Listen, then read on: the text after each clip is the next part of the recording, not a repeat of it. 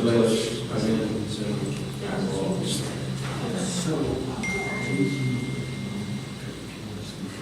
Excuse me, you're the best singer. Please. I'm not doing the bass today. I got something in my throat. It's just going around my daughter's attic. She's falling out. I knew I had it last week. It's not today. No wonder it's cold outside. It's very snug today.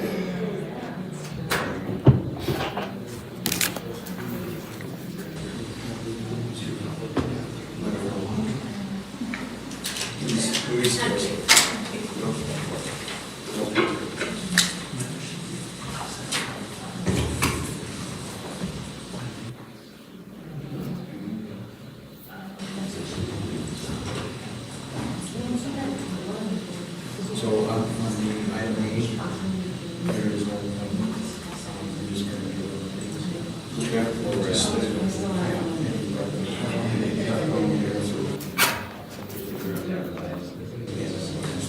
So it's on. If those are, don't be much change. You guys use those bookmarks that are, I do. Especially when it's 500 pages. I use them a lot. No, I don't. I just scroll through there. My thumb, your carpal tunnel, and then listen. When I figured out how to do it, finally,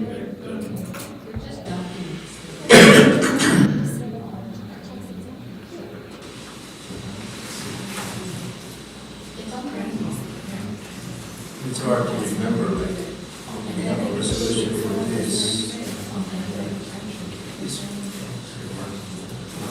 All the resolutions that are attached to this. The table of contents really is good. I used to have to scroll between all of it.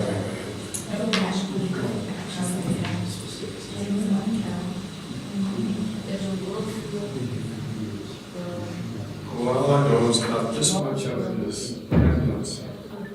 Mm-hmm. 1 minute, are you all ready?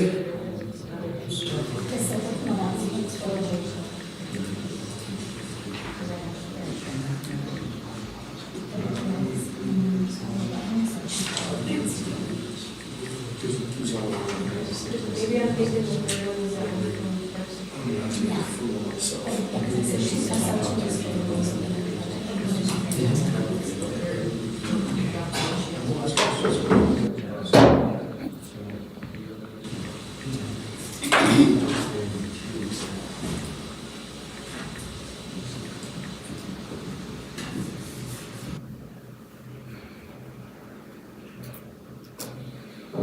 Okay.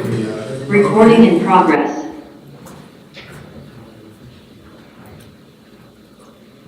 Good morning, everyone. I want to welcome all of you to this Los Angeles County Board of County Commissioners regular meeting. Today is Tuesday, December 19th, 2023.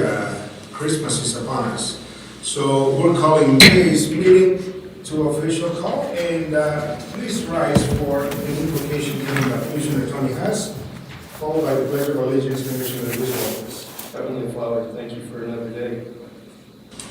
Thank you for family and friends, and we pray that we will keep them free from disease and harm. As we close 2023 with the successes and challenges, help us to welcome 2024 with enthusiasm. We pray that you will guide and direct each one of our steps in the new year. Lord, help all our decisions of 2024 benefit the next generation without harm or hindrance, and always in your glory.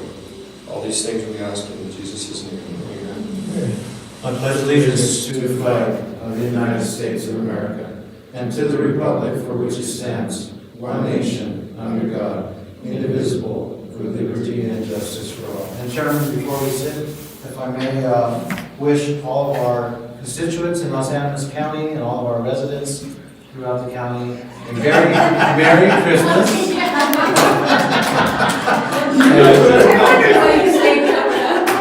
Please join us in singing. We wish you a Merry Christmas. We wish you a Merry Christmas. We wish you a Merry Christmas and a Happy New Year.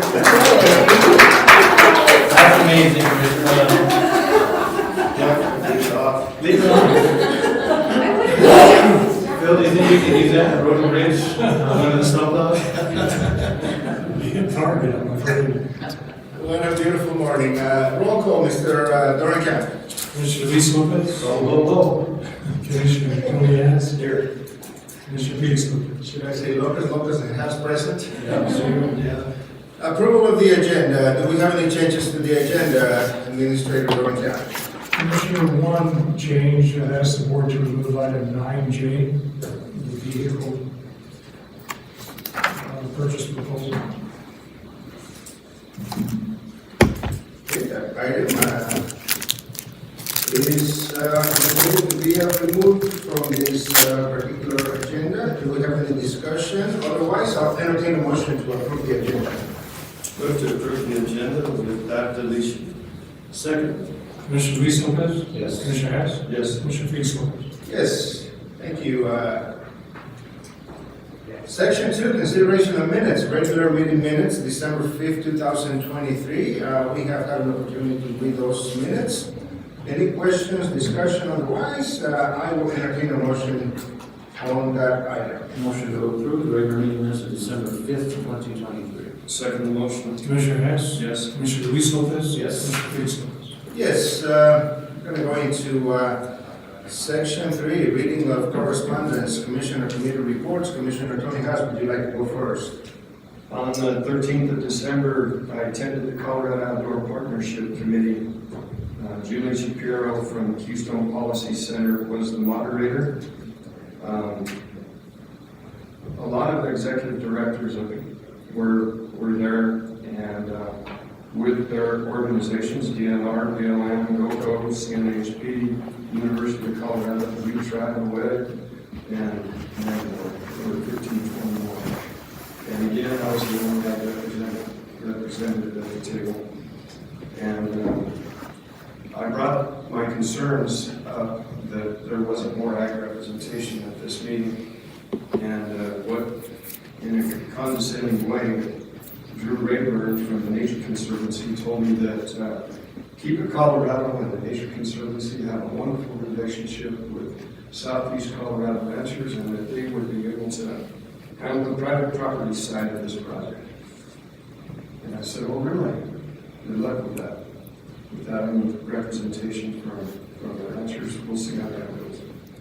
The meeting was a checkpoint to determine any major concerns and recommendations as they move forward with statewide measures recommended by the consultant team appointed by Governor Bowles. Then, let me turn the page here. On the 15th, I attended the Ag Roundtable. I got to, was supposed to be the moderator. I was able to open the meeting, and then Mary Garcia Berry from CRL Associates, it's a lawyer firm, along with Roger Sherman from the same entity, gave a group presentation on the Denver Slaughterhouse Initiative. This wasn't supposed to take up the entire meeting, but it probably took 3/4 of the meeting up. The meeting was supposed to deal with the urban and rural divide that we have in Colorado right now, but when they got through with their presentation, we had maybe 20 minutes left. But what this Denver Slaughterhouse Initiative is supposed to do is they're targeting Superior Farms, which is a sheep processing plant, and for everybody's information, it's halal certified. This is a very reputable processing plant, and they are stellar in the way that they handle their animals and do their cleanup. They've been in business for over 30 years. They have 170 employees, and they're targeted by PETA and some of the other vegan groups wanting to shut down this processing plant. This is only one processing plant in the state, and PETA and other individuals, organizations that are pro-vegan have stated that this will only be the starting point. Once they get this done, Colorado is going to be their test pilot, and like tentacles on an octopus, and they're going to go out from there and try to shut down other processing plants in Colorado. that'll be coming up next year. If this is successful, that's where it's headed. So we're working hard to make sure that we shut this down. This firm is the one that helped Colorado Farm Bureau with, and the Colorado Cattlemen's Association with the wolf reintroduction initiative. And came this close to getting it done, but they're very successful in what they do, so I wish them all the best. And that's my report, sir. Thank you, sir. Commissioner Luis Lopez. Thank you. Last week, we were able to have Governor Polis in Colorado Springs with the Orange Passenger Rail and the administration from the Federal Rail Administration in Springs with the mayor, Holy Audrey, and moving forward with the award of the $500,000 to the Orange Passenger Rail and Corridor Identification Plan. So that continues on and moving forward. I think I sent that to you guys with the designations of the stops moving from Fort Collins to Pueblo. And we'll continue to advocate for our rail, for the Pueblo Internet Spur, and possibly ballot measure in 2024. We will also be looking at that as we move into January and February. Hopefully we'll have an answer by April with some more confirmed numbers coming from our service development plan for the Farm Trail. On the 12th, we had the Board of Health meeting, which is on the agenda for today, so we'll discuss that regarding the vacancy. And that will be basically the Board of Health will finalize our budget, and the Board of Health would like to say thank you to Los Angeles County Commissioners and Christy Cobley for all the work they've done in getting the budget finalized. Unfortunately, this year, Los Angeles County was not in a position to give the increase that the health department was requesting. But it was understood with the special session that occurred at the legislature after the failure of HH. Is a part of the reason for it, and also the other unfunded mandates coming down for our jail facilities in the future. And so that was discussed and it was understood. The health department will continue on finding more grants and moving forward, protect our community, our residents from communicable diseases and safety for our children and everything else is going on. On the disease updates, we're kind of hoping to see a little spike as anything would be this time of the year, but it seems not to be as dangerous as in years past. So I think we're out of that really dangerous COVID stages, and it's going to be here with us for years to come. So moving on from there, on the 13th, they had the Colorado CDOT Freight Working Group meeting, which they finalized their numbers. I wasn't able to stay on for the entire meeting, but it's basically a recommendation group that gives recommendations to the CDOT to pass on regarding freight transportation from rail and highway throughout the state. The final findings were done and digested by the Transportation Commission for CDOT and move forward with the recommendations for the years to come, the next 2 years. On the 14th, the Council of Governments convened in Walsenburg right after our miserable snow, so it took a while to get there. And we also were able to finalize the budget with our interim director, and we have a balanced budget for the Council of Governments for 2024 moving forward, so we're very proud of that organization, what they're doing. Busting will be remaining at the location it's at now with the closure of the Sexy Pizza. It doesn't interfere with the operations of the bus. It wasn't open in the morning anyway for the bathroom facility, so that was some of the concerns of residents. The owner of the property said we could CDOT confirm that they will allow them to stay with that, and the ridership it remains to be steadily increasing from both Pueblo to Trinidad and Trinidad to Pueblo, so it's 50-50 both ways, which is a great indicator for future transportation and developing the spur lane and coexist with Orange Passenger Rail. So some of those numbers keep using. If you're not sure how to use it, please call Council of Governments. They will give you the schedule, and or you can go on busting.com and CDOT's website. On the 14th that evening, I was able to attend our Urban Renewal Board meeting, and again, that organization is moving forward. We had the sale transaction completed of the Hughes Lumberyard right on Maple Street recently. The city is going to allow Tribune Renewal to keep the 50% of the proceeds of that as the conduit for getting that accomplished, is the tool in the toolbox, so to speak, of how these acquisitions and sales of these properties can occur for urban renewal and development. So our coffers have added $159,000 more to our balance, our fund balance, so we're excited about that. We have opened up the renovation project for the facade program again for all businesses within the district, which is mapped out on the City of Trinidad website or the urban renewal website. So basically, there's $30,000 worth of grants, $10,000 in each max for local businesses that they would like to improve their building facade. We didn't have that last year because of budget shortfalls, but we're able to bring it back with the sale of this property and implement that moving forward. So I look forward to that. And two examples of that was the building right next to the Chronicle News was utilized that 2 years ago, as well as the live theater on Main Street. So those were two projects that are able to use that $10,000 a piece for that. And again, the budget is balanced and we're moving forward. And yesterday morning, I was able to attend the last meeting of the year for Hotel Partners Incorporated. And we are moving forward with our operations as the year goes forward and are applying for the grants. Danelle Berg will be calling Shortham to set up a presentation for next year so that we'll consider another grant cycle and approving that. We're moving forward with possibly unfortunate bad news with some of the businesses declining because of the high inflation. We've had couple of businesses that are defaulted on their loans, and we are possibly implementing or looking at implementing a agency for collections at that time, if we can get some dialogue with the borrowers to repay. So it's unfortunate. It's not a lot of money.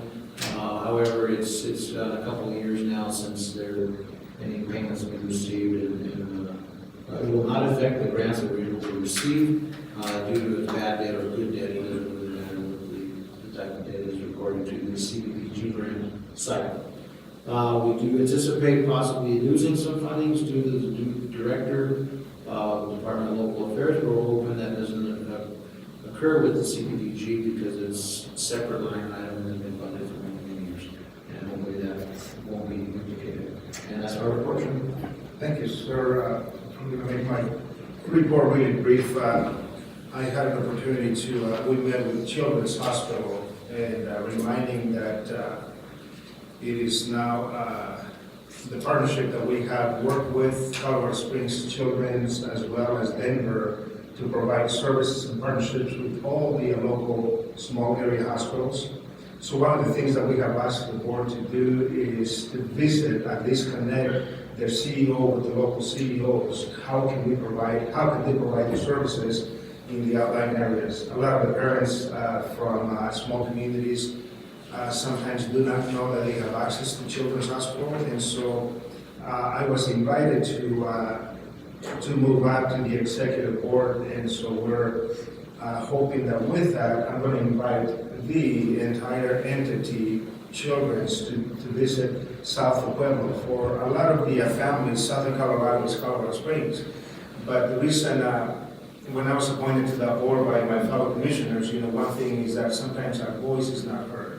And we have had a lot of information going through, so they're going to use a marketing campaign to promote their services to all the families as we go through the process. One thing, we had a meeting yesterday, and on the meeting we identified that of all the capacity that we have right now, there is only 47 beds available at this point in time between the two entities. So RSV and other infectious diseases for children are impacting our communities, but nonetheless, want to put that out there that if any questions regarding that agency, certainly it has been an honor to serve that with them and to represent the area.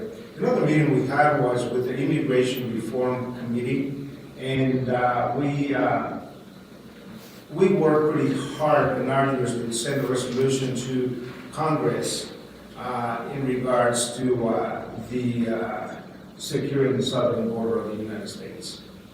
So we have had about a couple of weeks of documentation, back and forth, emails and conversations. We had a meeting last week, and I was asking the entire committee to get behind a very strong paragraph that counties are being impacted, nationwide is being impacted with the influx of the illegal immigration process, the broken immigration system. So we'll continue to work on that, and once again, I'll be serving in 2024 as the Colorado representative at the National Association of Counties.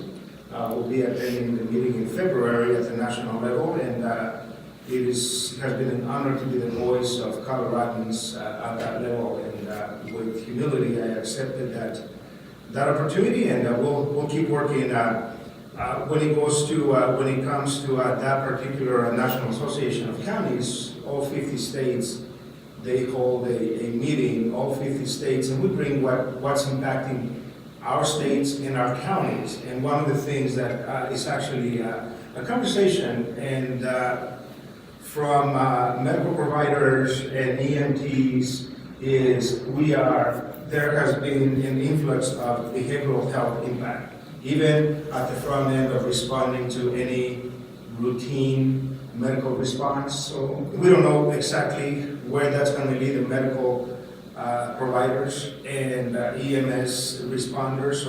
But that's now a bigger conversation than we thought it would be, behavioral health across our community. So with that would be my update, and we're going to leave it at that. So let's go to the next section, elected officials update. And I know we have probably a very robust update from Los Angeles County Assessor, Mrs. Jody Amaro. We have, after the special session, there has been a lot of numbers that are being calculated, and so, good morning. Good morning, all. Merry Christmas. I love the shirts. We all need a little Christmas and Jesus right now.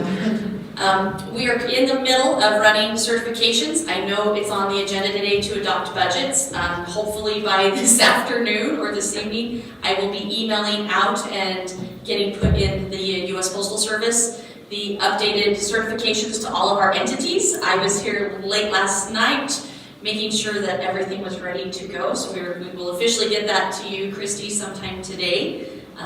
And to other entities that are patiently waiting, my phone has been blowing up because everybody needs those.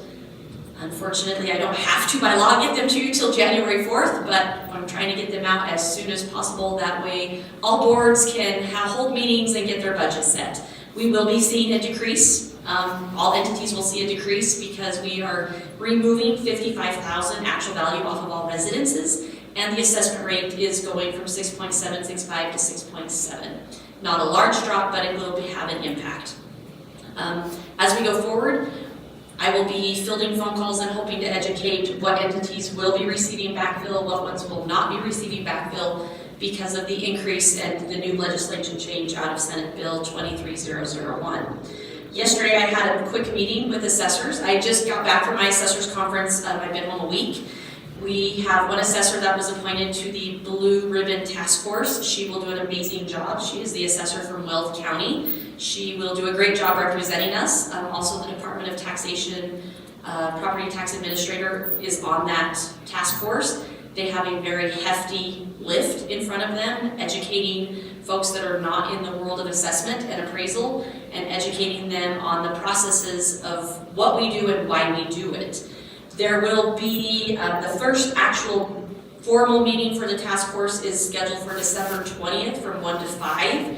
They will be focusing on gaining foundational knowledge. So they're going to have a presentation by the Legislative Council, the Legislative Legal Services, and also by the Division of Property Taxation. Because what comes out of this blue ribbon panel could severely impact all entities.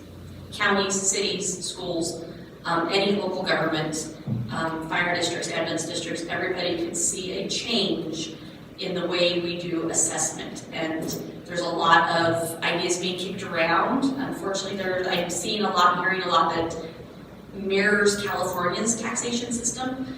Hopefully we don't go down that road because we know how well that's functioning for that state. So we have once again, a large lift ahead of us, a large educational process in front of us to hopefully educate these folks to listen and take our advice and come up with something that is non-harmful to our assessments. So, when is the first set of recommendations that is going to be sent forth from this Blue Ribbon panel? We will know that after December 20th. The first meeting is hopefully they're going to be drinking from a fire hose with of information, and hopefully they can grab bits and pieces and we can come up with something. The next meeting hopefully will give us what objectives they're looking at. How many people are on that Blue Ribbon panel? You know?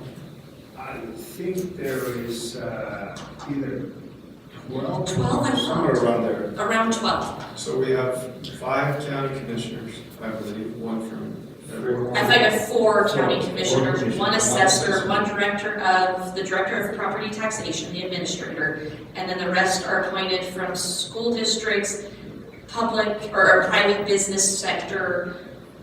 Yes, it's a very hand-selected blue ribbon committee. Well, I hope that this committee can come to a good consensus and direction for fast forward, and I hope that the information that brings forward isn't ignored. And that's what gut feeling is going to be, that this is just a smokescreen to get whatever Wallace wants anyway. And I think this is just doing due diligence to provide that for the voters of the state. However, we'll see, and I remain hopeful that this will not occur. And on what you're doing in the county here, Jody, getting that stuff out today, working late last night, and thank you for that. Thank you for our taxing districts, because they need that information. And that's just a testament of who you are and why you were named Assessor of the Year. Thank you, I appreciate it. I truly do care about all of our taxpayers in our county and all of our entities that provide services, and that's why my office and myself, we are working diligently to get that information out, because this is a complete change. We've done the same process for 20 years, and when you change it in a week, it causes a lot of confusion. So we're trying to minimize that confusion and try to keep the process as smooth as possible. And that is all I have today, gentlemen. Well, thank you. Jody? Yes. Is there a reason why they changed the dates? And are they going to continue keeping change the dates from We've- certification? This year they changed the dates because we did not have, because of the special session, we didn't have direction, we didn't have the law in front of us until now. So they had to adjust it out, because there are counties that are still trying to run certifications to this day. Because there was a lot of process change we had to incorporate, and a lot of reporting that we've got to get done. And we have to validate those numbers. That is why it was pushed till everything after January. Certification, my certification to entities, certification of mill levies to this board, and all of that. Because I do not actually run tax roll now till middle of January, which previously I had to have that done by January 10th. Now I will do that by January 24th. So that then leads me to another question. I think this is a 1-year process. Yes. However, the impact is going to be for a multi-year. Am I reading? Well, what we are doing now will just affect the 2023 tax roll. We will see what the good folks under the Gold Dome and legislation come up with 2024. So I am anticipating Is it going to continue? we will continue to They see, will have to introduce another. yes, we will continue to see legislation changes. I'm hoping we can educate them and educate them on why the system has been set up this way since the 80s, and that it was not broken, it is functioning, and the market will reset itself, but we will see. There's a lot of political push at this moment, and unfortunately, I don't carry a big enough stick to swing back. Thank you, Jody. You're welcome. Thank you. Thank you. Merry Christmas. Merry Christmas. Let me call on anyone from the clerk and recorder's office. Do we have anyone from the treasurer's office? Anyone from the sheriff's office?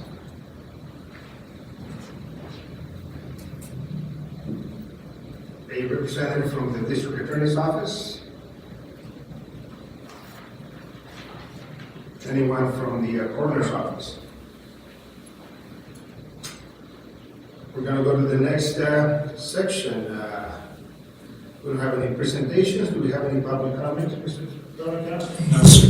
No public comment. Anyone online that wishes to use this segment for public comment, please unmute yourself or simply raise your hand. Okay. We have no items on section 7, public hearing, no items on section 8. We're going to go right into section 9, new business, consideration of Board of Health board member appointment. I think Commissioner Lopez was going to give us an update on that. Thank you, Chairman. At a request of myself and the director, Kim Gonzalez, we were asked to leave this on the agenda for today, just to give an update of, we still have a vacancy. There's not an appointment today, Paula, for the board to consider, but we would like to just have this opportunity to advertise that anybody who would like to apply to the Board of Health can please do so through Paula's office, and I think that's been posted in the newspaper and media, so I don't know if we need to readdress that and post it again. That's what I asked Kim, I didn't know whether it should go re-advertised or whether, I think this meeting might be more people, I don't know. Right, so that's why I asked you to move it on, so whatever you and Ms. Gonzalez can determine, and if you have budget for that, or by law, we have to, by under statute, to get it. So I'll reach out to our chief to trade here as well to ask him to promote that amongst the ambulance district, since it is in that field of, whether it be scientific or medical or even business, anybody can apply. But those would probably be some of the rounds that might be interested in this industry and in assisting us on the Board of Health. So we look forward to having that, and thank you for the time, Chairman. Thank you. So this needs absolutely no action. If you have any. Does it get tabled or? Since we don't have anybody to appoint, I think it's just discussion at this point. Let's go to item 9B, consideration of Veterans Service Officer. Administrator on account. Commissioners, Administrative Assistant Officer advertised for the, anybody who might be interested in being the county's VSO officer to submit a letter of Interest. yes, thank you. And we did receive one from our current VSO officer, Rio. That was the only applicant that we have. Yes, sir. Okay, and Commissioners, do you have any questions? Otherwise, Mr. Carnian, I think we have a resolution to go with that. No, sir. If the board, Go ahead. I'll say if the board approves Rio as the county's VSO officer, then we will have a resolution for the board at your January 2nd meeting for consideration. Thank you. Any discussion, Commissioners? Otherwise, I'll entertain a motion. Motion to approve the Veteran Service Officer applicant, Mr. Ray Gordon. Second the motion. Commissioner Hess? Yes. Commissioner Luis Lopez? Yes. Commissioner Felix Lopez? Yes. 9C, consideration of King Ambulance License Renewal. Administrator Dorn. Commissioner, before you for your consideration is exactly as Commissioner Lopez said, consideration of renewal of the Kim Ambulance licensing application. I want to give a big shout out to all of you that do the paperwork. I mean, this is very exhaustive, very complete packet, and also to the public health for going through the process of going through each one of these items. Pretty extensive packet of information, so thank you for the work that you will do. Any questions, any discussion, Commissioners? Do we have anybody from the Kim Ambulance District here with us today? I know Nikki was not going to be able to make the meeting, but I think she was going to try to jump on Zoom. I don't know. Okay, so I sent out the agenda list to, or, I sent out the meeting notice. This morning I had a message in my email from Microsoft that some of my emails didn't go through. So Hayden was in the building and I had him check. Apparently, all the Gmail accounts that I have on my agenda list I think Gmail thinks I'm spamming when I send out the link. So he said that he needs to get permission to say, yes, we're the agenda, we're doing it. But Nikki's name was one of the Gmail or not. So there's a lot of people that didn't get the notification that we were having the meeting today because they're a Gmail account. And like I said, Nikki's was one of them, I noticed that. Thank you, Paula. The reason why I asked is to see if they had anything to say, but there's not anything for them to do a presentation or discussion, just to give them a chance to comment. Commissioner Haas, any comments, any questions? Thank you for the very thorough, and you can relay this to Nikki if you talk to her, for the very thorough report. I think everything but the kitchen sink was thrown in there. No, there's the kitchen sink. It's actually an ambulance. No, so, If we have no additional discussion, Commissioners, I will entertain the motion. move for approval of the Kim ambulance license renewal. Second motion. Commissioner Luis Lopez? Yes. Commissioner Hess? Yes. Commissioner Felix Lopez? Yes. And the same is true for the next item, consideration of Trinidad Ambulance District license renewal. Once again, Chief Cruz, thank you so much for a complete packet. As I was mentioning, we have from A to Z every one of the items that you provide, so thank you for your services. I started to do some for myself, go online and get definitions of some of these medical terms. I gave up. Certainly, thank you for the work that you do, and the same. Any questions for the Trinidad Ambulance District? Commissioner, I do not pertain to this, but how is the July 1 state licensing going to affect? I'm just curious, I read it and I'm still confused. So if you don't mind, I know you have a long agenda. No, I'd like to please. give you updates for our quarterly updates as well. So, Mr. Dorncamp, on July 1, every ambulance service transport agency that has a current 2024 ambulance county license will automatically get a state license, okay? One thing, both Chief Moreno and myself are heavily involved now into the state side of things with IMSAC, the Advocacy Committee, and we just came back last week from the RETAC Forum in Loveland, which we'll be meeting quarterly on. This is a huge hot topic. The state has, I heard you talk about unfunded mandates. Well, here we go in EMS. So we're going to be hit with that.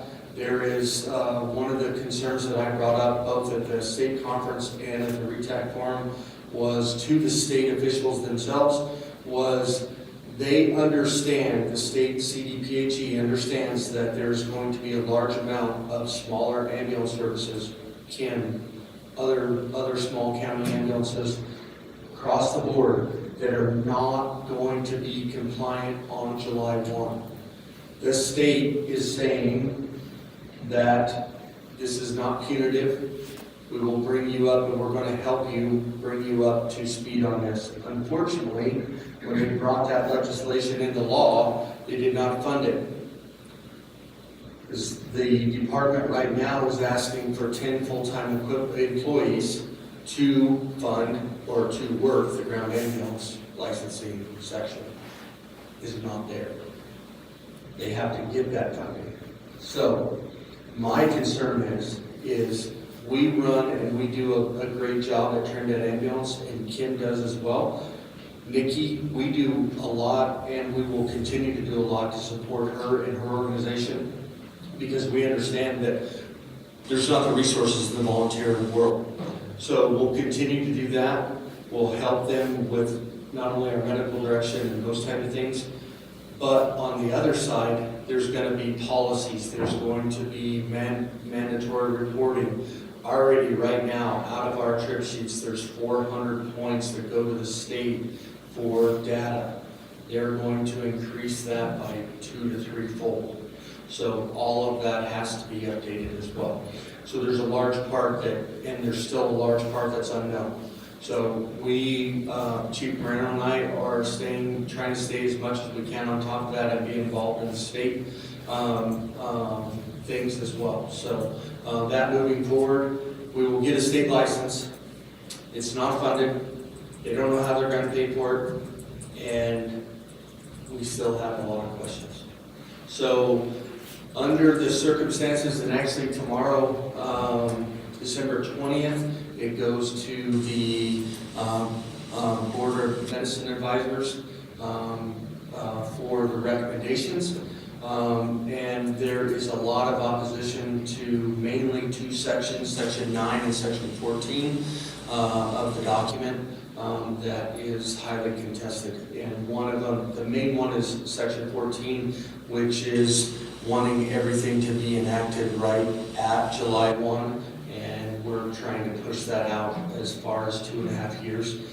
The department has kind of given a little bit on a couple areas, but there's a lot that we still disagree on. So we'll see how that goes. So, Mr. Detroit, one of the questions that when we were providing testimony for this particular legislation, there is and has been a rulemaking committee, basically statewide, to implement the legislation, the licensing, and so on. One of the questions that came out of that to the county commissioners, to every county, was that we have to 100% certify when the certification goes this July, that no square inch of any county is not going to be covered for services. And I think, that's going to be the questions. I visited with every fire chief and with Chief Moreno as well. And I think Los Angeles County, we're in pretty good shape. It's going to be just the next step is what kind of a financial investment do we need to make to get those services or that physical equipment up to meeting the conditions of the state? And how do we pay for that when we just heard from Assessor Amado, the challenges with special sessions? So yes, we welcome you coming back and giving us updates because we want to know for certain that these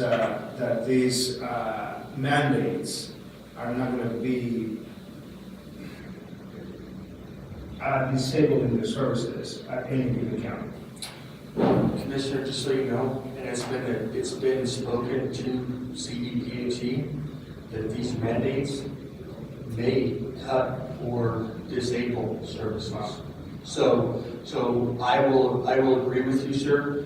In Los Angeles County, we are set fairly well, and we'll continue to do what we can. Obviously, we're the largest county in the state, and we struggle with getting far out of the county, but we are going to go. So we will always do that and continue to bring, and I will assure you, with our medical director, Dr. DeWall, we're bringing top rate and expanded scope for our paramedics and our EMTs. So you and Los Angeles County are getting the best services that money can buy. And hopefully that money, we can see where that's going to come from in the future. Chief, on the Section 14 rulemaking, is it some of the equipment that is going to be necessary, updated ambulances, is that was part of that discussion, or is it mainly? No, it's a lot more policy. So now it's going to be mandated. So our policy handbook that I put in the application is obviously more robust than some of the smaller agencies. So they're going to have to bring that up. There's a lot of policy stuff that has to be brought up. Reporting, those type of things. As far as the equipment and the outlay of equipment that's going to be required, I didn't really see a lot of change in that or more specialty equipment or anything like that. Only if your medical director allows, and then you obviously would go after grants and do that kind of thing. So as far as that goes, I don't see a big change as far as that. So for those counties that don't have a special taxing district such as the ambulance district or a revenue source, is that extra expenditure going to be more likely passed on to the customer that is already utilizing the services of that ambulance? How do you pay for it? Well, if there's no grants and there's no way of funding. Now, I will tell you, there's a large push for legislation at the advocacy committee as well as stakeholders about the HUTF fund and possibly putting something forward with that to assist that. Right now, we have $2 on every motor vehicle. Unfortunately, when the state changed over to their new system, they cut us out of the trailers. So now it's only motorized vehicle licensing that we get that $2. So for every dollar that we raise that HUTF or EMS, or EMS services, that raises $5 million, okay? So at this time, we're putting together expenditures of what we can do to help fund EMS and what that dollar amount is, okay? So it's been talked, CDPHE needs $1, okay? So that's $5 million right there. And we did, at the forum, we did all the way up to an $8 HUTF, which would be a $6 increase, which would account for $40 million. And that money helps fund the retax, helps fund the grants. So right now, all the money for this ground ambulance licensing stuff, they're taking that extra money out of our grants. So we already pay 50-50 grants. We can get, some agencies can get a waiver for 10%. And for right now, what they're paying for an ambulance on a 50-50, they only give a max of $180,000. Just so you know, in 2020, the last new ambulance we bought, brand new, was $278,000. So obviously that 180 doesn't get there, and then we only get half of that. And it took a year to get. No, well, so just so you know, we're waiting 2 years. We're 2 years out. Raton Fire, work closely with them, and they're waiting right now 4 years for their. In other words, it's gonna raise expenditures and less of money. And even myself, I have 5 trailers that I register annually. This is money just on my equipment at home, $10 is what you're saying. Is there a possibility that some of the calls could be done like out in our remote areas by QRT and save those individuals that ambulance expense? So there's a number of different things around the United States that they do. They do kind of a subscription, if you will.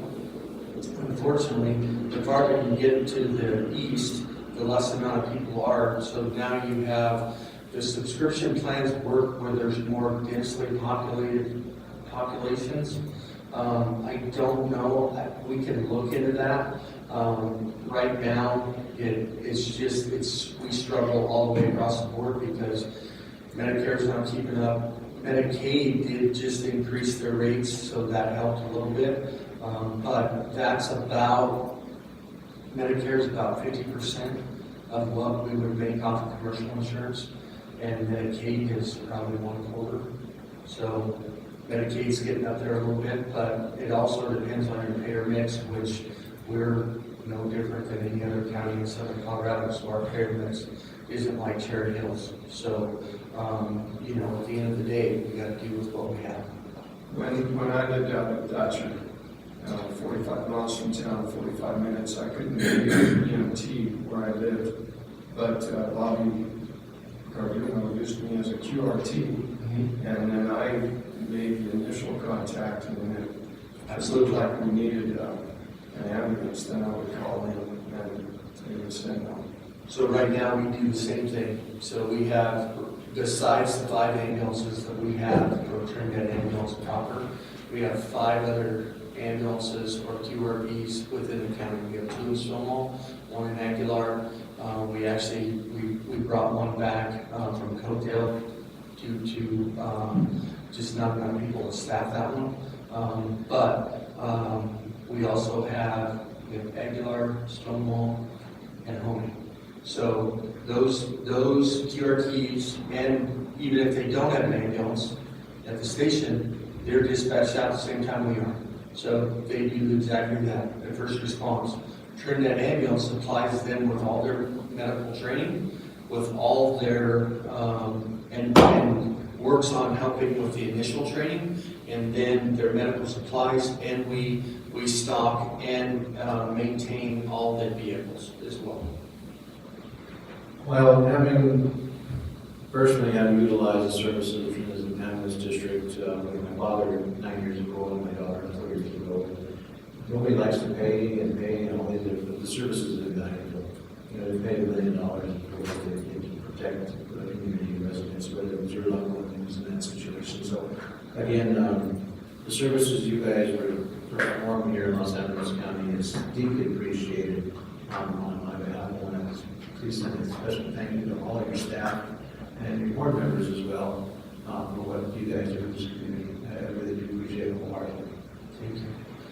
If I may, there's one other thing, the update, I wanted to, as I came and talked to you a few months ago, we're continuing on with the Health Service District Plan.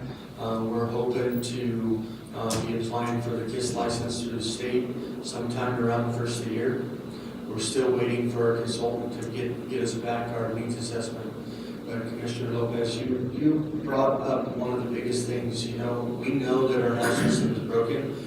What's even worse than that is the mental health system. So one of the things that we hope to bring with that community paramedic program is behavioral health assistance. Right now, we know when we get a behavioral health person, they could go and they could spend up to 3 days. They've spent 3 days in our emergency room using resources and not getting the help they need because we don't have that help here. So with that community paramedic program, we can put them in our secured vehicle. We can take them on the way to Colorado Springs or Pueblo, or even Lahana has one. We can get them going to the services that they need. The other thing is, and you brought that up, everything comes at a cost. We're the most expensive means of transportation sick and injured. And we transport them to the most expensive place, the emergency room. So with that community paramedic program, we're going to bring more services to the community, and we're not going to have to transport them with most expensive needs. We're not going to have to transport them to the emergency room. We can get them care. We can get them to the doctor's office, those type of things. Those are the kind of things that we're trying to do with Trinidad Ambulance and move this county forward and help bring more value to what we do.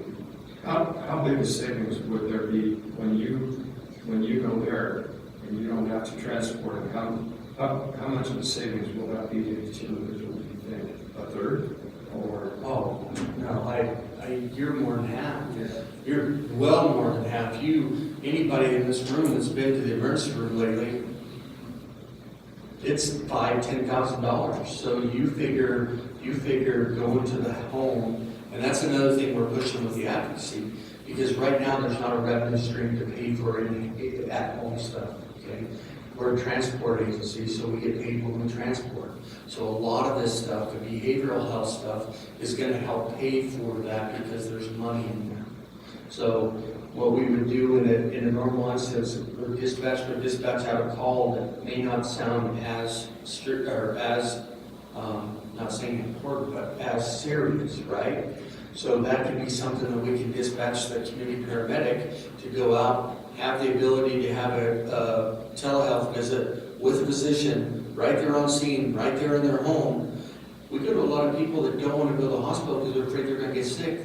They don't want to go, or their loved ones that went to the hospital didn't come back. So that's a lot of this aging population that we see these type of issues. So if we can do that in their home and then help facilitate them, if they don't have means to get to the pharmacy, if they don't have, we can help check up, we can do those follow-up things, we can help them with fall prevention, and we can do inspections in the home and those type of things. It's just invaluable what is out there that we can do. So where would the liability fall in? So if you have an individual going to that place, it's still, the liability will still be on the ambulance service, right? If that individual makes that initial call and they're doing the telehealth and maybe it's diagnosed wrong, then where does the liability lie? So all that comes in with the documentation. So that comes under our medical direction, first of all. And then that responsibility is going to fall on that telehealth doc.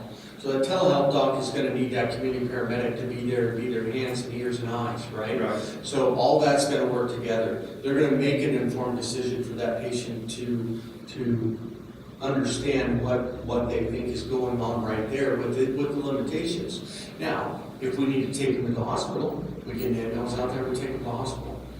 No problem there as well. So I think the liability is covered so many different ways because, and even more so than just the community paramedic going out and doing that assessment, now you have that iPad with that doctor saying, hey, you know what, I really think you probably need to go in. Now, if they refuse, we do our normal refusals. If it's something the doctor feels they can stay at home, the patient feels like they can stay at home, then we help facilitate what they need. If they need to go to the hospital, we take them to the hospital. So that was brought up with the prescriptions at our recent CCI Southern Conference meeting in Colorado Public Health Administrator was there doing a presentation. And one county is implementing that in their health department. And my question to them is exactly what Commissioner Hassan was, which is unbelievable. So I think under your medical direction and your licensing, you'll have to have that process done through the commissioner before you get obtain that licensing. And then from there, I believe the liability will fall on the ambulance district. Is that kind of what we're looking at? So we will apply for, my understanding through our legal department, we will apply for the KISS license and then bring that to you guys, okay? And then, once we do that, the liability, when you're talking about, and I guess I'm a little confused on liability like prescriptions, we're not gonna be writing prescriptions. We would help facilitate those if they're in Weston or Thatcher and they can't get their prescriptions. We're gonna connect them with other services. That's what that community paramedic does, is helps them facilitate what their needs are. Whether that be, they don't have enough food. So I kind of like that better, that idea, other than it falling into the health department purview, because of public health falls under Los Angeles County District. So it take. No, this is totally something different. This will be all under the umbrella of the ambulance, which would hope to be the health service district, because we have to have that to be able to do the community paramedic program. In addition to that, then we will have additional medical direction, hours, and more reporting, different reporting than what we normally do. And that falls under what I asked you last time. Is this going to affect the private sector, which obviously that is not being fulfilled at this time? So, okay. So one last question, how many ambulance districts are following this model? One, and then two, what is the reaction of the local hospital? So we did have a meeting with the local hospital when we did our community needs assessment, and I think the conversation went well. One of the parts of the conversation, and we fully agree, is to how to collaborate with them as well. They asked about if they could also provide telehealth or be part of the telehealth scenario. Right now, the telehealth we do are emergency physicians somewhere else. So that's something that we'll look at and collaborate with. The other things is that, and I'll try to answer all your questions. Another thing is some of the other things, collaborate with the hospital for like diabetes checkups or congestive heart failure checkups, that we really watch their weight and how much water they're taking on. So instead of bringing those, or some people can't get to the hospital, right? So we can come out there with our scale, we can weigh them, and then we can report that back to their personal doctor and their clinic docs and those type of things. That's that. As far as other ambulance districts that's doing it, right now, Eagle County Paramedics has a robust program. The one that we're following is UPRAD, which is basically, I just lost it.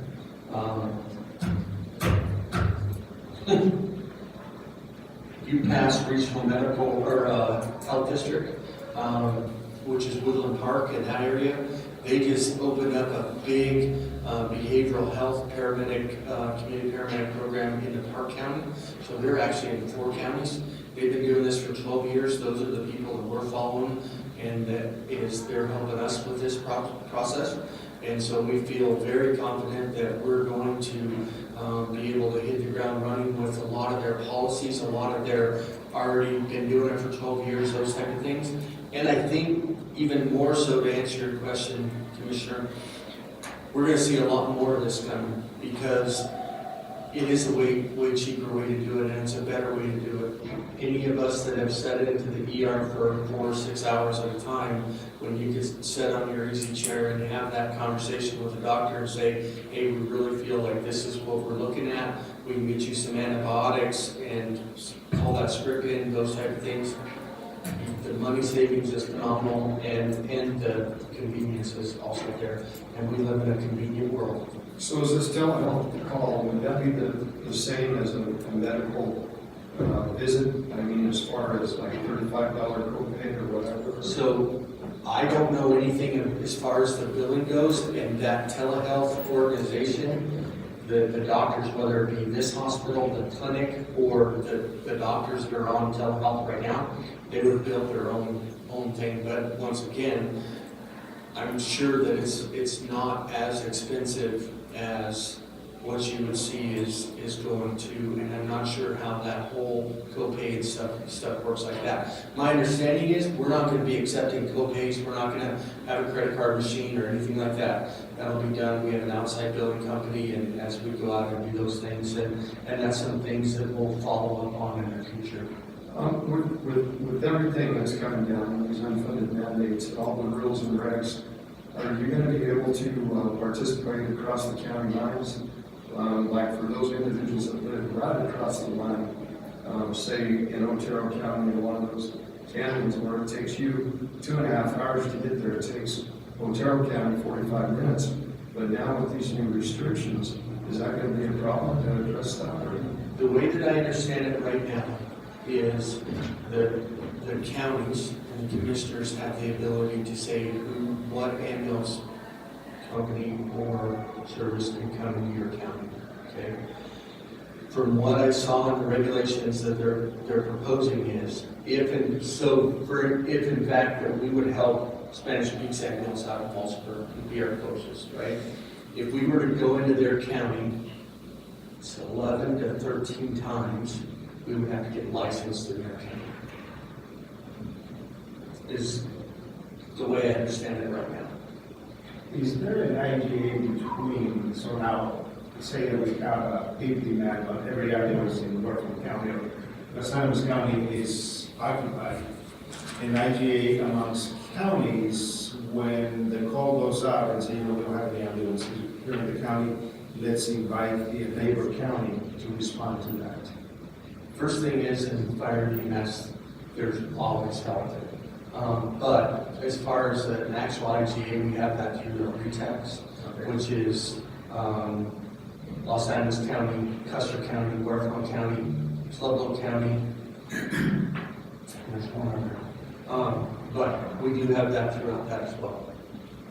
Well, I know our King ambulance goes into Baca County, you know, and services down in Lee. That's why I was asking that question. And then we do have Otero County coming, and I could run around the little community right there, just south of. No, on not Higby. You know where Kim was and that they lived. I forget that town. We had a gentleman's agreement back when I was in the team that, you know, you could swap right there. We'll take care of this, we'll take care of that, and it just made it more feasible. But now with the new restrictions, I was wondering if that was going to. I think definitely under any kind of mass casualty, that all that goes out the window. Yeah. So we'll be making calls for not only helicopters and planes and ambulances, whatever we may need, think we may need. And then falls underneath our emergency management office and such, mutual aid. Well, this is really fantastic, and please keep us abreast of what's happening as the rulemaking goes through the process in July. Dateline approaches, government's going to be impacting more specifically the small. Absolutely. Absolutely. areas. Hopefully have more news after tomorrow, after the meeting, and after all that is flushed out after the meeting. So, Thank you, sir. thank you. Merry Christmas. Merry Christmas. Thank you. 9 of you? 9 of you? 9 of you? Is that the, we should talk about? Never mind. What, Nine of you? I don't know what that is. That little community just south of the on 109. All right, I know. No, on 109. Okay. Way over to where we are. any other discussion on the Trinidad Ambulance District license renewal? Commissioners, otherwise I will entertain a motion. Motion to approve the Trinidad Ambulance license renewal. Second motion. Commissioner Hess? Yes. Commissioner Luis Lopez? Yes. Commissioner Felix Lopez? Yes. Thank you, sir. Thank you, Chief. Merry Christmas. Happy New Year. It's gonna be a good one. Very good. We are gonna make it a good one. 90, consideration of legal services contract, Administrative Bureau County. Since it's a contract, refer to council, I'm sure she's reviewed. I reviewed this. You review this, okay? Had an opportunity to read that and go through the process. I personally don't have any questions. Commissioners, any questions from you? No questions. And since council has reviewed this, at this point in time, if there's no more discussion, I will certainly welcome a motion. Move for approval of the legal services contract. Second motion. Commissioner Luis Lopez? Yes. Commissioner Hess? Yes. Commissioner Felix Lopez? Yes.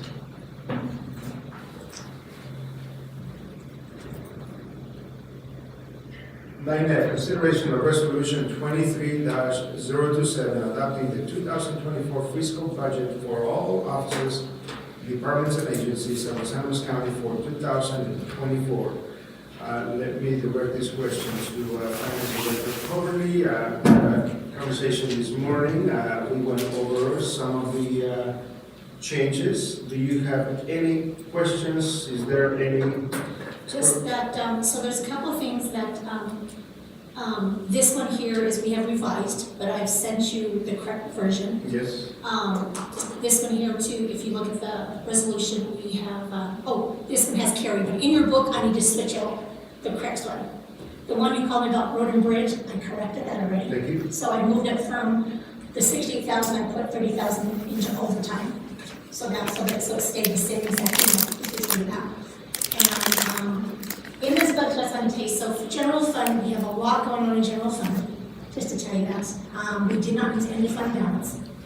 Each department, we asked them to cut back on save on budget this year, so that we can give every employee a dollar salary increase.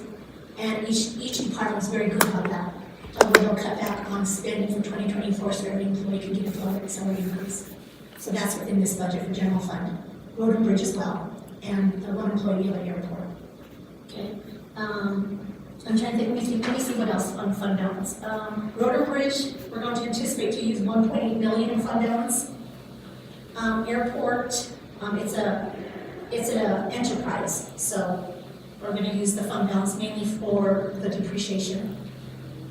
Contingent, we're going to use 408,000 if anything emergency comes up. Capital expenditure, we're going to anticipate of using 150,000 of fund balance, and there's a lot going on in capital expenditure of the different projects that we have going on. I have each one itemized. Lottery, anticipate to use 350,000 if we're going to use lottery for any kind of improvements at the fairgrounds. Let's see, fuel fund, we're going to anticipate to use 1.7 million because 900,000 is going to be for the HVAC. And 1 million for road and bridge, and I think 100,000 for airport project. Let's see, and road and Department of Human Services is not going to use any fund balance at all. Just to tell you that when they did their budget, even the revised.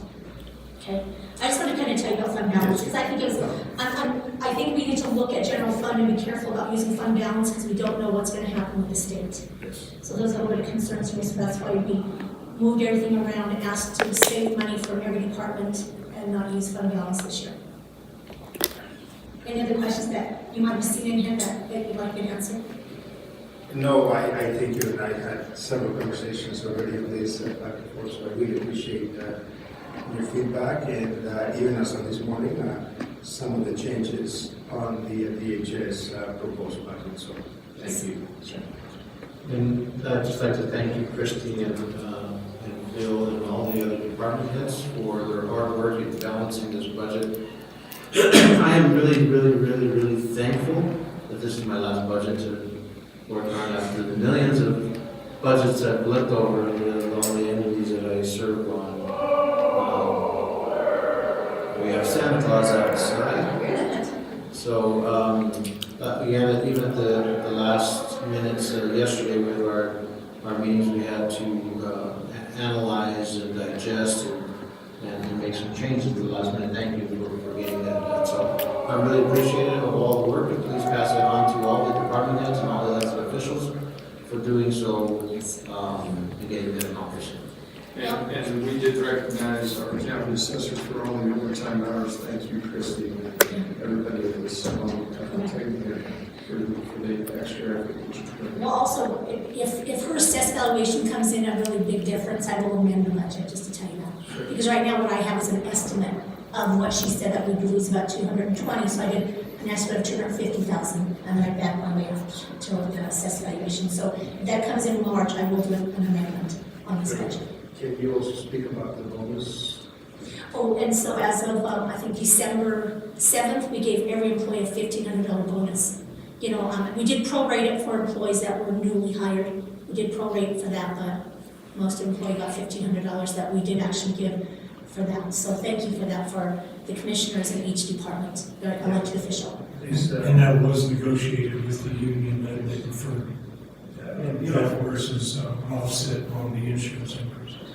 For all the work and the challenges, we have to recognize that the human element, it is what makes this organization run. And we are the fiduciary individuals in charge of this whole thing, so it is just humility that we say thank you to all the county employees for all the work they've done, and definitely a bonus and the base building $1 raise, I believe is will make an impact. I know we're going through an inflation process, but nonetheless, this board is committed to continue to sustain the employees that we have and just retain them as well.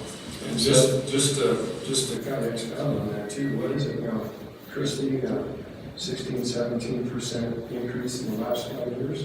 We've been trying to keep up with inflation, and we've bumped every year, we've tried to bump Every it up. year we have given something to our employees. Yeah. Yeah, And and I think that's greatly appreciated by each one of them. And when I look, I'm on this CCI executive team, and there's a thread going right now. What kind of bonuses did you give to your counties? 3 of these counties that are on the executive team, $250, $350. Yeah, we blew that out of the water to $1,500. I haven't responded, but we've done our due diligence to make sure that they're recognized. Compared to 8 years ago, when we were laying folks off and taking their incentives, retirements, unstable budgets, and close 2 days a week, it's really been a great turnaround, especially in starting my final year as a commissioner. I'm looking forward, and I am just really thankful for the turnaround we've been able to accomplish as a team, as a county, and for our citizens, but mainly for our staff. That was the whole goal of our staff, be able to make a decent wage at Los Angeles County and be able to provide for their families. And I'm really just thankful that we're able to balance the budget and offer these decent wages to our folks in Los Angeles County and hopefully stabilize their livelihoods. So thank you all for what you do. On that note, Mr. Dorocamp, this will do some reading with the resolution. Resolution of the Board of County Commissioners of Los Angeles County, Colorado, adopted an annual budget for Los Angeles County, Colorado for fiscal year 2024. Resolution number 23-027. Whereas the Board of County Commissioners invests with responsibility and authority to adopt an annual budget setting forth the fiscal spending amounts for all offices, departments, boards, commissions, and agencies of Los Angeles County, financed in whole or in part with monies provided by this county. And whereas the Board of County Commissioners, in compliance with Colorado State budget law, has caused the preparation of a budget for fiscal year 2024 reflecting all anticipated revenues and expenditures necessary to meet financial obligations of Los Angeles County for administration, operations, maintenance, and capital projects. Expected to be undertaken in fiscal year 2024, and whereas the Board of County Commissioners made available a draft of the 2024 annual budget on October 3rd, 2023, in conformance with CRS 29-1-107, at which time elect boards of Los Angeles County are afforded the opportunity to make comment on said proposed 2024 budget prior to its adoption. Now therefore be resolved by the Board of County Commissioners, Los Angeles County, Colorado, that 1, the 2024 budget submitted and summarized by fund and attached here 2, and made a part thereof, is hereby approved and adopted as the fiscal budget of Los Angeles County, Colorado for the fiscal year 2024 beginning on January 1, 2024, and extending through December 31, 2024. 2, that the 2024 fiscal budget hereby approved and adopted shall be signed by the Board of County Commissioners, shall be made a part of the public records of Los Angeles County, Colorado. 3, Director of Finance and Budget Officer is hereby directed to provide a copy of said 2024 fiscal budget to each elected office, each elected official and department head in Los Angeles County. Upon motion made to second, affirmative vote, this resolution was adopted this 19th day of December 2023 by order of the Board of County Commissioners of Los Angeles County, Colorado, followed by your signature lines.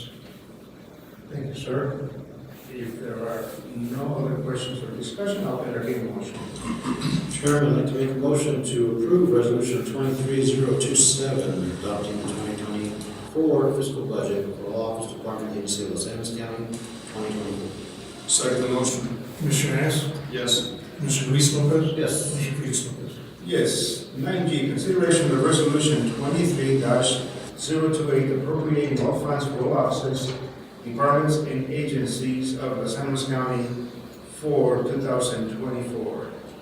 Administrator Dillon County. Resolution of the Board of County Commissioners of Los Angeles County, Colorado, appropriating sums of money to defray expenses for budget year 2024. Resolution number 23-028. Whereas the Board of County Commissioners adopted an annual budget for fiscal year 2024 in accordance with state budget law, and whereas provisions have been made in said 2024 fiscal budget identifying anticipated revenues and amounts equal to or greater than the sums proposed for expenditure set out in said 2024 fiscal budget, and whereas it is necessary that sums of money be appropriated with anticipated revenues for each fund provided for in said 2024 fiscal budget to offset anticipated expenditures of such funds and spending agencies, parentheses, as that term is defined in CRS 29-1-102 in print, within such funds during fiscal year 2024, and whereas such appropriation shall establish limits on expenditures for each fund and for each spending agency within the fund in which to carry out the operation of Los Angeles County fiscal year 2024. Now therefore be it resolved by the Board of County Commissioners of Los Angeles County, Colorado, that this resolution shall be known as the appropriations resolution for fiscal year 2024, and hereby sets out the spending limits for various funds of Los Angeles County for spending agencies within such fund, in the amounts and for the purposes set forth below for fiscal year 2024. County General Fund, County Commissioners, $25,661,152. Clerk and Recorder, $610,546. Treasurer, $375,271. Assessor, $593,643. And Sheriff, $3,061,310. Coroner, $180,137. Total County General Fund, $30,482,059.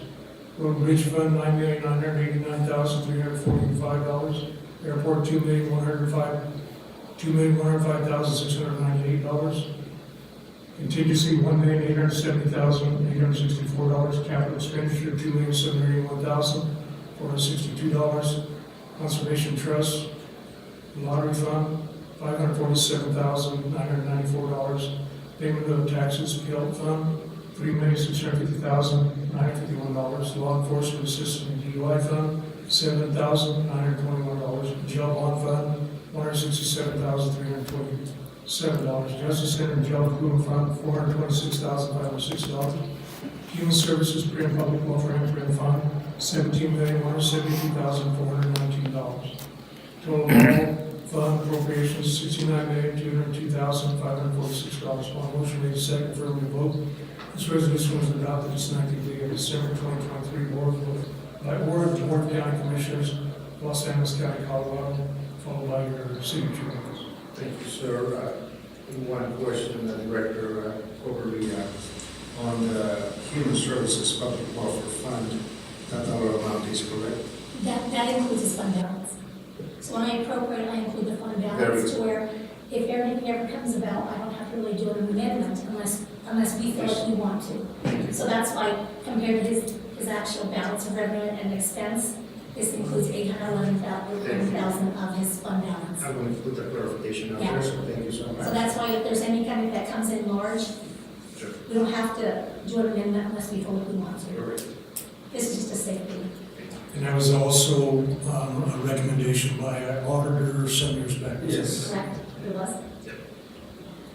Any other discussion, Commissioners? Otherwise, I will entertain a motion. Move for approval of Resolution 23-028, appropriating all funds for all offices, departments, and agencies of Los Angeles, Colorado, or Los Angeles County for 2024. Second the motion. Commissioner Luis Lopez? Yes. Commissioner Hess? Yes. Commissioner Felix Lopez? Yes. 9A. Everybody, exhale. 9A, consideration of 2024 routine waste disposal bid, Administrator Torrey County. Commissioner's Administrative Assistant Paula Cerro solicited bids for waste disposal services within the county. And we received one response from Twin Enviro, $1,261, I believe that is per month. Yes. Yes. So that's the board to approve one bid we received. Thank you, sir. Commissioners, any questions, any comments? Otherwise, I will entertain a motion. Motion to approve the 2024 routine waste disposal bid from Twin Enviro Services. Second the motion. Commissioner Hess? Yes. Commissioner Luis Lopez? Yes. Commissioner Felix Lopez? Yes. 9I, consideration of resolution 23-029, sales and use tax. Administrator Torrey County. Resolution of the Board of County Commission of Los Angeles County, Colorado, implementing the voter approved use tax resolution 23-029. Colorado revised, Pardon me? excuse me. Sorry. So when I spoke to Pam yesterday, I read the resolution, but I was wondering where the piece was to where we were gonna come to commissioners and ask them if we can do an exemption of let's say 50,000 on a percentage that we would charge. So I don't know if that was going to be an exhibit part of this, or if that was going to be, so this is just a question I had to ask Pam, so she thought maybe, do we have this discussion with the commissioners and bring it back? I just didn't know where that piece was gonna go, like that piece of So a that's based discussion. upon the special session that we have had. Is that the $50,000 that you're mentioning? Correct, so I think. No, sir, this has nothing to do with special session. This is and please correct me, it's an exemption of the first $50,000 of a large project, is that correct? Correct. That would be exempt from the use and sales tax. And I believe that Finance Director Colby is probably correct. We probably want to table this and have a discussion on where that language needs to be either added here or as an amendment or addendum. But Council, your Or thoughts? an appendix, yeah, okay. Correct. I believe it would be best to table. I agree, what this is doing is it's implementing what was voter approved, putting in the use tax. But as they both pointed out, there's the exemption that's being considered, and it's up to the commissioners to have an exemption at all, and if so, what amount. It would fit, I believe, as an exhibit to this resolution, because if that amount needs to change in the future, go higher, go lower, then we can just amend the exhibit portion. And to keep the resolution. Our thought was that we could get guidance from the board as to what that amount should be that exhibit could then be drafted, which is why we wanted to keep it on today, make that discussion. That exhibit could then be drafted, and this could then be considered at the January 2nd meeting, because this was to go into place January 1st. If it was considered today, we could just amend it to go into place January 2nd. Okay. Thank you for that, and please always throw that lifeline in there. Really appreciate that. So Commissioners, for that, I'll entertain a motion. Motion to table resolution 23029706. Second motion. Commissioner Hess, Yes. Commissioner Luis Lopez, Yes. Commissioner Felix Lopez. Yes. And we're going to go to 9K, consideration of resolution 23-030, the Crowbar. Administrator, Dorota. Resolution of Board of County Commission of Los Angeles County, Colorado, rendering a determination on special use permit application 2023-007 by Crispina Parkin, seeking to establish and operate a tavern to be called the Crowbar on property she owns located at 1810 North Linden Avenue, Los Angeles County, Colorado, presently zoned rural residential. Resolution number 23-030, whereas the applicant Crispina Parkin has filed special use permit application 2023-007, seeking to establish and operate a tavern called the Crowbar on property she owns located at 1810 North Linden Avenue, Los Angeles County, Colorado, presently zoned rural residential land. Whereas special use permit application 2023-007 was reviewed and considered by the Los Angeles County Planning Commission at its meeting on November 6, 2023, at which time said application was recommended for approval to the Board of County Commissioners. And whereas public hearing was held on December 5, 2023, at which time the general public was afforded an opportunity to make public comment on application issue P 2023-007. Now therefore be resolved by the Board of County Commission of Los Angeles County, Colorado, that 1, the Board of County Commission does hereby approve special use permit application 2023-007 by Crispina Parkin, seek approval to establish and operate a tavern called Crowbar property owned by the located at 1810 North Linden Avenue, Los Angeles County, Colorado. On motion made, be second, affirmative vote. This resolution was adopted on the 19th day of December 2023. By order of the Board of County Commission of Los Angeles County, Colorado, followed by your signature. Thank you, sir. Discussion, comments, otherwise, I'll entertain a motion. Move to approve the resolution 23-030, the Crowbar. Second the motion. Commissioner Luis Lopez? Yes. Commissioner Hess? Yes. Commissioner Felix Lopez? Yes. Your consideration of rural fuel, diesel and gasoline local government FET tax exemption forms 2024. Administrator. Commissioner, before you, as you indicated, is World Fuels FET tax exemption forms. This is the board to, approve these and sign.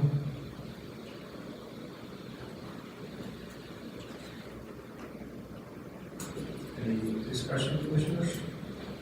This is just annual routine housekeeping, correct? We've done years past, or is this something? I believe this is something new. I think this was kind of awesome. I believe it's been done in the past, it's just not come before the board, and upon my advice, it's coming before the board. You will send the fuel exempt certificate that we have on file, correct? I can send that to you if you don't have it. The fuel exemption certificate that we have from the state of Colorado.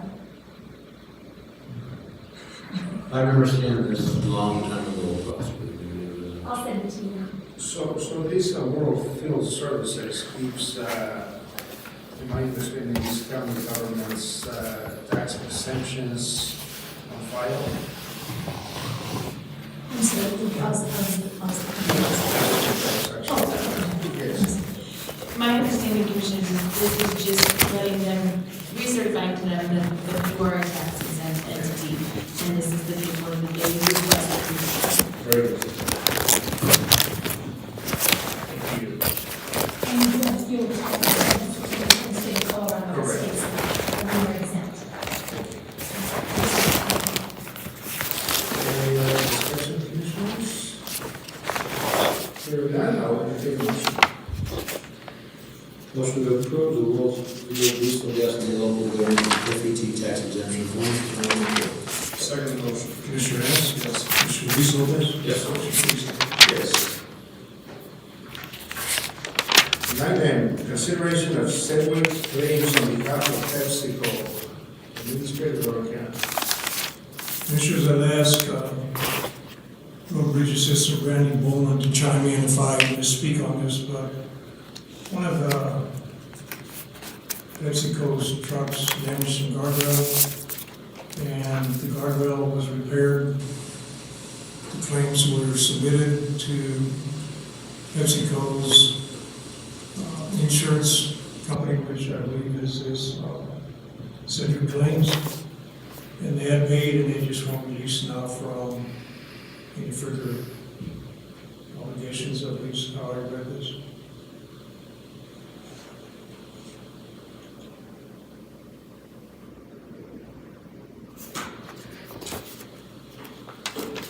Randy, to get that correct? Yes, that is correct. We did go and we went and checked it out to be sure that all the work was done and everything has been completed on our end. Very good. Thank you. Any additional questions or these commissioners? If none, I'll entertain a motion. Move for approval of the Sedgwick claims on behalf of PepsiCo. Second the motion. Commissioner Luis Lopez? Yes. Commissioner Hess? Yes. Commissioner Felix Lopez? Yes.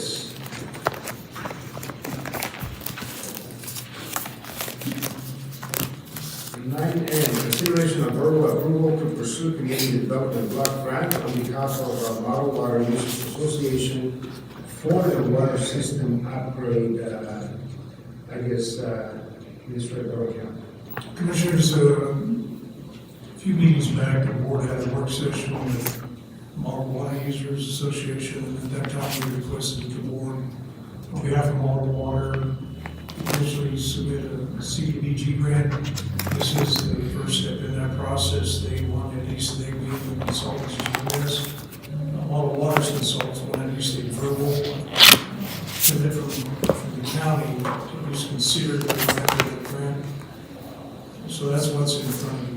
As I explained to GMS, that before, in my opinion, the board signs any kind of application or documents, we should want a whole lot more documents in our hands from them, what exactly this project's going to entail. So they said, well, they need at least a commitment so that they don't start spending monies that they may not be able to recover.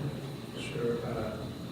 Council, I think, with the information that we have in front of us, it's pretty much okay to proceed. I think as long as that clarification is that there will need to be official documentation before final approval, and this is just to proceed, I have no concerns. That's correct. The Finance Director, probably thank you, you and I have spoken about this thing and the additional responsibilities. 100%. I would do whatever is needed to help us. Thank you. Yes. We appreciate that. So, Commissioners, any additional questions on this? Otherwise, I'll entertain a motion. Motion to approve verbal approval to pursue community development block grants on behalf of the Model Water User Association for their water system upgrades. Second the motion. Commissioner Hess? Yes. Commissioner Luis Lopez? Yes. Commissioner Felix Lopez? Yes. 9O, consideration of Wallace Oil Certificate of State Use. Administrator Dorian. Commissioners, Wallace Oil has asked us to consider this certificate for state use or nonprofit educational organization use certificate. I think it is similar to what Wellfield, except it's a different form, but in essence the same, tax exempt entity. Save the more money. Yes, I hear that. Commissioners, if no discussion, I'll entertain a motion. Move to approve Wallace Oil Certificate of State Use. Second the motion. Commissioner Luis Lopez? Yes. Commissioner Hess? Yes. Commissioner Felix Lopez? Yes. Consideration of Colorado County's Inc. proxy designee. As we're getting into the legislative session. This individual will be the one that has the vote for San Luis County. We have Commissioner Tony Haas as the representative, so the proxy would be the one in the event that he would be unavailable. And for clarification purposes, the chair of the board can actually designate by request of the executive representative that up to including the county administrator to be a proxy at some of the meetings in the event that would be absent. So, Commissioner Lopez. Since both of you two are very active in the CCI organization, and as a past president, Chairman Lopez, I would recommend that we just follow and have you as the proxy moving forward if we have no concerns. No concerns. Or Mr. Arnicam has no issues with that. If the commissioner is not available, usually we let all of these functions at the same time, so unless of an emergency, I don't see any other issue. Thank you, sir. I will accept that. So I'll make that motion to Colorado County's incorporated proxy designee as Commissioner Felix Lopez. Second motion. Commissioner Hess? Yes. Commissioner Luis Lopez? Yes. Commissioner Felix Lopez? Yes, I accept it. 9Q, consideration of Health Department SECOR Region 19 letter of support. If I may, let me expound just a tad on this before we get into discussion. Kim Gonzalez, Executive Director of San Luis County Public Health, and I had a conversation. The Region 19, opioid Region 19 is accepting RFPs at this point in time for various services that could be provided.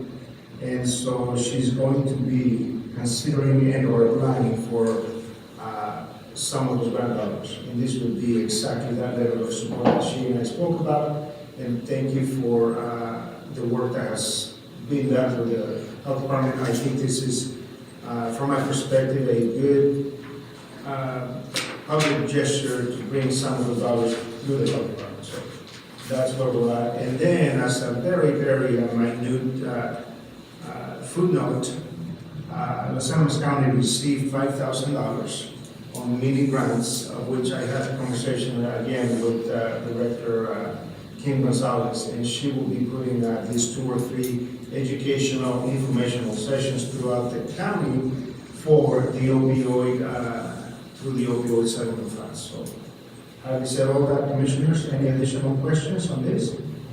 Otherwise, I'll entertain a motion. Move for approval of the Health Department SECOR Region 19 grant letter of support. Second motion? Commissioner Luis Lopez? Yes. Commissioner Hess? Yes. Commissioner Felix Lopez? Yes.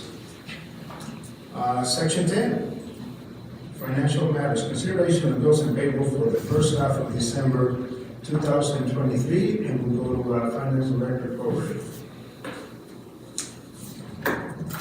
Payroll as of December 15th, 2023 was $214,073.92. Do we have any questions on payroll?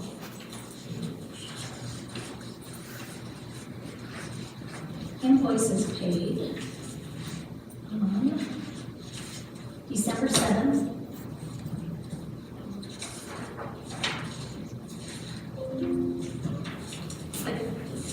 Sorry, is $847,272.74. This is for Dora Camp, received some really big Christmas pieces of equipment there. He's been a little bit busy, he hasn't taken that. Yeah, so the excavator for $84,500. Let's see, elections, I think these were the forms that they paid for $16,124. We purchased some, I'm not too sure what equipment you didn't really tell me, but for $507,000. You can explain that. For tractors, Okay. And then. semi-tractors. Yeah, and then he purchased, it says equipment and repairs to Wagner for $108,000. And let's see. And then Donna did advertising for the delinquent taxes. That cost us $15,239 to advertise. Wow. And that's high. So I thought you'd like to know about that. It's everything else that I might have missed in here. So I tried to highlight a few things. Commissioners, we still have one more tractor truck on on order that were ordered in spring of 2022. So we're finally taking them out. I saw your eyebrow raised when Mr. DeTrey talked about your HUTF funds. Too many fingers in that pot already. Any question? Yeah, absolutely correct. Any other questions for Finance Director Coberly? No? Okay, thank you. Otherwise, okay, I'll entertain a motion to approve the financials. Motion to approve the bills payable for the first half of December 2023. Second motion. Mr. Hess, Yes. Mr. Luis Lopez, Yes. Mr. Felix Lopez. Yes. And at this time, before we go on our pages, we're going to take a 10-minute recess. I so kindly request that. Mr. Chairman, I make a motion to suspend the Board of County Commissioners this time and engage into the Board of County Commissioner acting in capacity, the Board of Human Services with a 10-minute recess. Second motion. Mr. Hess, Yes. Mr. Luis Lopez, Yes. Mr. Felix Lopez. Yes.